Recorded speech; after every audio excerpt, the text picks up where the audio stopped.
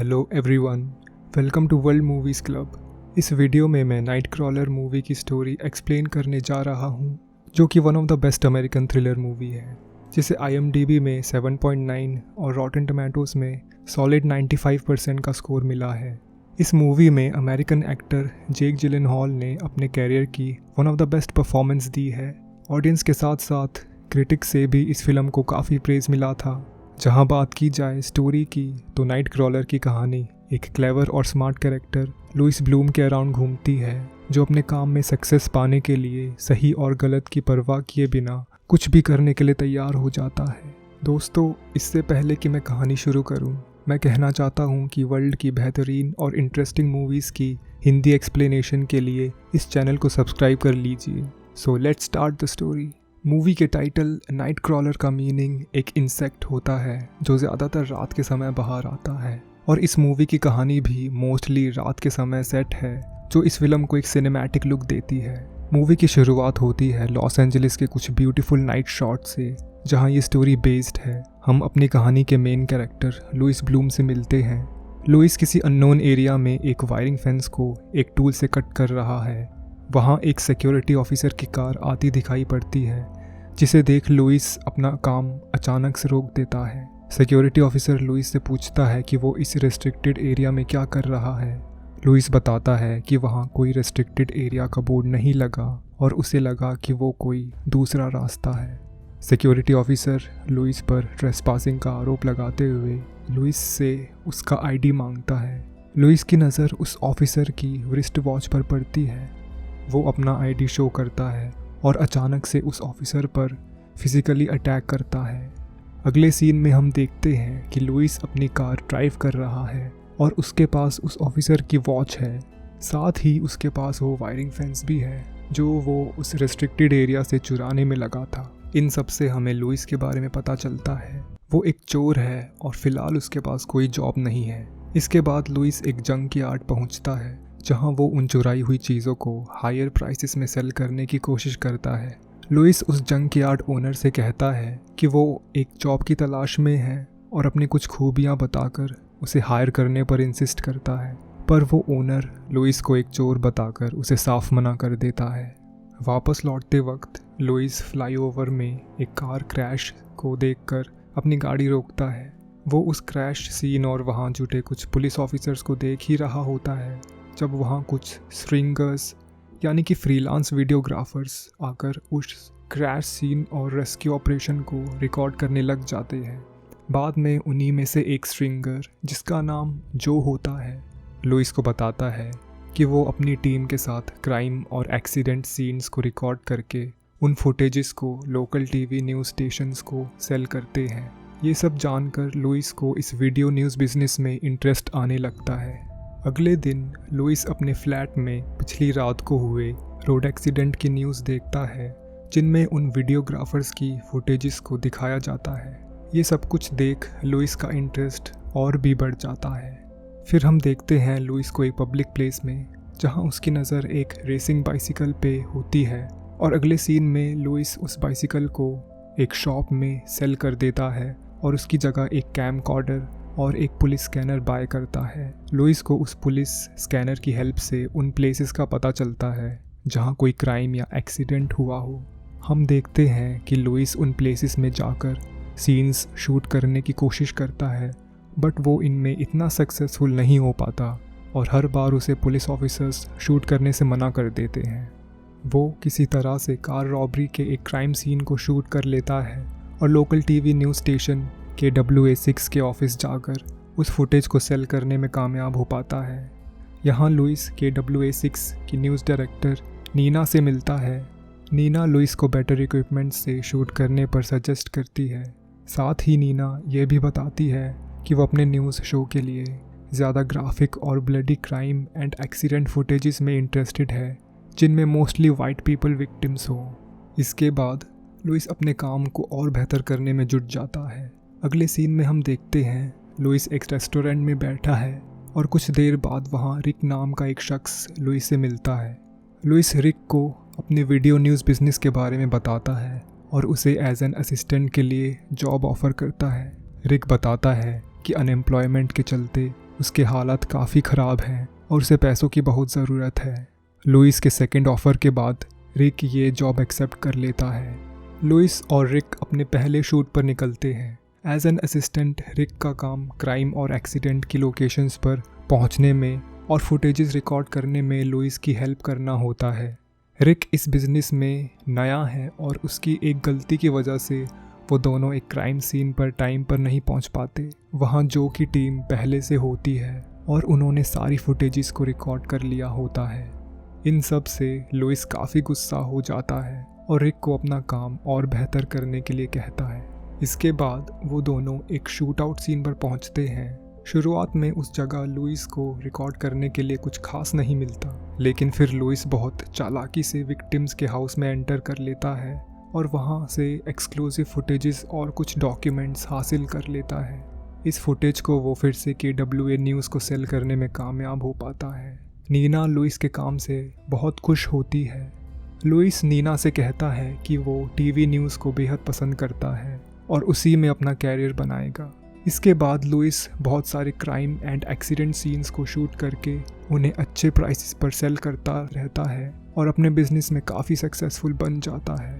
अपनी अर्निंग से वो बेटर कैमरा इक्विपमेंट्स के साथ एक अच्छी सी कार भी खरीद लेता है। फिर कहानी में हम आगे देखते हैं लुइस कुछ और फुटेजेस लेकर KWA न्यूज़ ऑफिस जाता है और अपनी डीलिंग्स के दौरान वो नीना को उसके साथ डेट पर जाने के लिए इंसिस्ट करता है।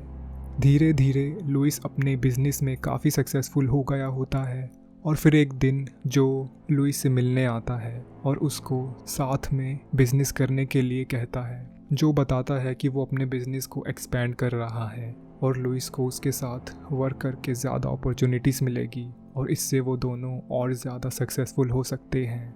इसके जवाब में लुइस कहता है कि वो सिर्फ अपने लिए काम करता है और जो को साफ मना कर देता है। अगले सीन में लुइस नीना के साथ डेट पर होता है। डेट पर वो नीना को अपने बिजनेस प्लान के बारे में बताता है।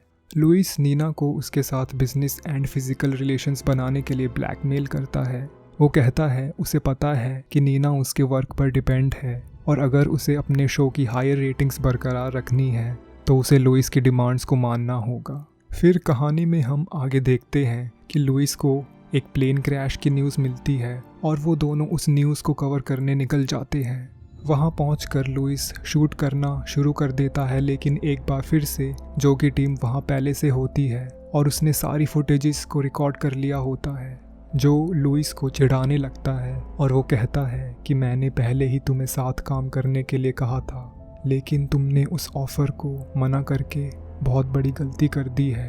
इसके बाद लुइस नीना के ऑफिस जाता है और दूसरी अलग न्यूज़ की फुटेजेस दिखाता है, पर नीना को प्लेन क्रैश की फुटेजेस चाहिए थी। नीना लुइस पर बहुत गुस्सा हो जाती है और लुइस को अपना काम और बेहतर करने के लिए कहती है। इन सब चीज़ों से लुइस काफ़ी गुस्सा हो जाता है और वो जो से बदला लेने का प्लान बनाता है। इसके बाद अगले दिन लुइस किसी तरह जो के घर का पता लगाकर जो की वैन को सीक्रेटली ख़राब कर देता है। उसी रात हम देखते हैं कि जो की वैन क्रैश हो चुकी होती है और वहाँ लुइस और रिक पहुँच जाते हैं। रिक लुइस से कहता है कि हमें इसको रिकॉर्ड नहीं करना चाहिए क्योंकि जो हम में से एक है, पर लुइस इस बात को साफ मना कर देता है और कहता है कि यह भी उसके लिए बिजनेस है जिसके लिए उसे अच्छा प्राइस मिलेगा। इसके बाद उसी रात हम देखते हैं कि लुइस को एक फैमिली मर्डर की न्यूज़ मिलती है, जहां पर वो पुलिस से पहले पहुंच जाते हैं। लुइस वहां छुपकर उस जगह से क्रिमिनल्स और उनकी SUV को अपने कैमरा में शूट कर लेता है। इसके बाद वो घर में एंटर करके वहां से एक के बाद एक विक्टिम्स की फुटेज को रिकॉर्ड करने लग जाता है, जिन्हें क्रिमिनल्स ने ब्रूटली मर्डर्ड कर दिया होता है। इन फुटेजेस को लेकर वो KWA न्यूज़ ऑफिस के लिए निकल जाता है, लेकिन ऑफिस पहुंचने से पहले लुइस उन फुटेजेस में से क्रिमिनल्स के सीन्स को कट करके अपने लिए रख लेता है।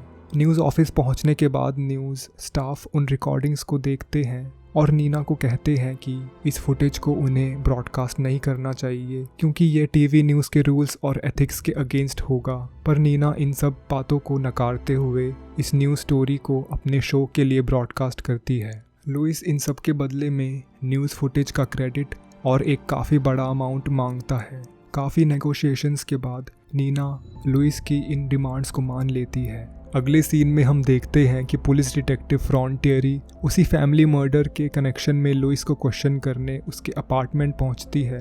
लुइस डिटेक्टिव को अपनी फुटेजेस की एडिटेड कॉपी देता है जिसमें उसने उन 2 क्रिमिनल्स के पार्ट्स को कट कर दिया होता है। इसके बाद उसी रात को लुइस और रिक उस एसयूवी के ड्राइवर की लोकेशन ट्रैक करते हैं और उस जगह पहुंचते हैं। लुइस रिक को अपना प्लान बताता है कि वो उन 2 क्रिमिनल्स को एक पब्लिक एरिया तक फॉलो करके पुलिस को उन क्रिमिनल्स की लोकेशन बता देगा। फिर पुलिस और उन क्रिमिनल्स के बीच की फाइट को वो रिकॉर्ड कर लेंगे। रिक ये सब सुनकर लुइस से इस फुटेजेस की अर्निंग का आधा हिस्सा डिमांड करता है। वो कहता है कि अगर लुइस उसे वो नहीं देगा तो वो पुलिस को उसके प्लान के बारे में पहले बता देगा। अपने लिए कोई और ऑप्शन ना रहते देख लुइस को रिक की डिमांड माननी होती है। इसके बाद फिल्म में वो 2 क्रिमिनल्स अपनी एसयूवी में एक रेस्टोरेंट पहुंचते हैं। लुइस वहां पुलिस को इन्फॉर्म कर देता है। पुलिस के वहां पहुंचने पर पुलिस और क्रिमिनल्स के बीच गन फायर होती है।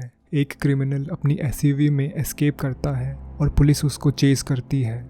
लुइस और रिक अपनी कार चेस से सब कुछ रिकॉर्ड कर रहे होते हैं। उस क्रिमिनल की एसयूवी एक जगह क्रैश होती है और लुइस रिक को क्रैश सीन को रिकॉर्ड करने के लिए कहता है और यह भी बताता है कि वो क्रिमिनल मर चुका है। रिक अपनी रिकॉर्डिंग स्टार्ट कर ही रहा होता है जब वो इंजर्ड क्रिमिनल रिक को अपनी गन से शूट कर देता है। इसके बाद पुलिस वहां आकर उस क्रिमिनल का एनकाउंटर कर देती है। रिक रोड पे पड़ा अपनी आखिरी सांसें ले रहा होता है और जिसे लुइस अपने कैमरा में रिकॉर्ड करके कहता है रिक ने उसके ट्रस्ट को तोड़ा है क्योंकि उसने लुइस को ब्लैकमेल किया था और पुलिस के पास जाने की धमकी दी थी। वो अपने बिजनेस में एक अनट्रस्टवर्दी एम्प्लॉय को नहीं रख सकता। ये कहकर लुइस रिक के कैमरा को लेकर वहाँ से चला जाता है। न्यूज़ ऑफिस में नीना लुइस की सारी फुटेजेस देखती है और इससे बेहद इम्प्रेस हो जाती है। आखिर में डिटेक्टिव फ्रॉन्टियरी लुइस से इंटेरोगेशन करती है जिसमें लुइस एक फेक स्टोरी क्रिएट करता है और डिटेक्टिव को बताता है कि एसयूवी में जो क्रिमिनल्स थे वो उसको फॉलो कर रहे थे।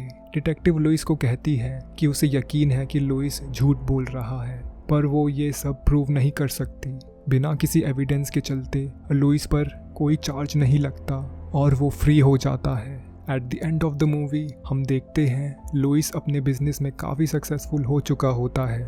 लुइस अपनी वीडियो प्रोडक्शन न्यूज़ को एक्सपैंड करने के लिए कुछ इंटर्न्स को हायर करके उन्हें काम पे लगा देता है। सो फ्रेंड्स, मैं आपको यह मूवी स्ट्रांगली रिकमेंड करूँगा। यह मूवी सस्पेंस और ड्रामा से पैक्ड है और इस फिल्म के लीड एक्टर जेक जिलेनहॉल ने एक डार्क और क्रीपी कैरेक्टर का रोल वाकई में बखूबी निभाया है और व्यूवर्स को मूवी के एंड तक उनका ये रोल काफ़ी पसंद आएगा। और इसी के जैसी और इंटरेस्टिंग मूवीज़ की हिंदी एक्सप्लेनेशन के लिए आप इस चैनल को सब्सक्राइब करके बेल आइकन प्रेस कर लें ताकि जब भी कोई न्यू वीडियो आए तो आपको उसका नोटिफिकेशन मिल जाए। So friends, take care and I will see you in the next video.